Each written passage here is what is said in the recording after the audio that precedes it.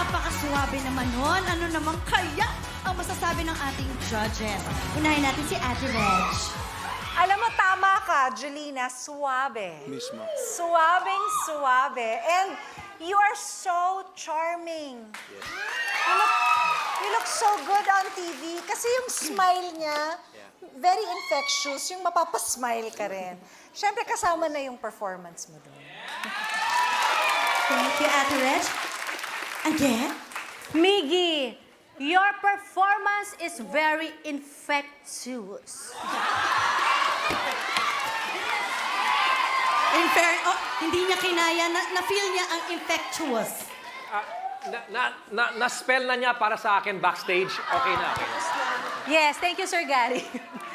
Miggy, hello! Alam mo, parang ilang araw lang kitang hindi narinig kumanta from last time na nagkasama tayo. Parang ang laki ng iniba ng boses mo ngayon.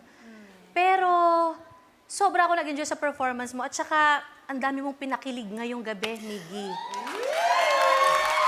Ganyang age pa lang, ang dami ng tumitiling babae sa'yo. Kahit mga senior citizen, sumisigaw sila. Ano? Kahit mga senior citizen. Thank you so Very much! good, very good.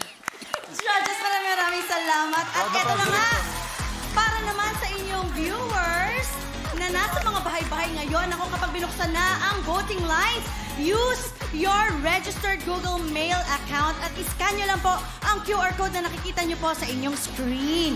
Or log on to joinnow.ph/IdolKidsPH voting semis at i-click nyo lang po ang picture ni Miggy para iboto siya.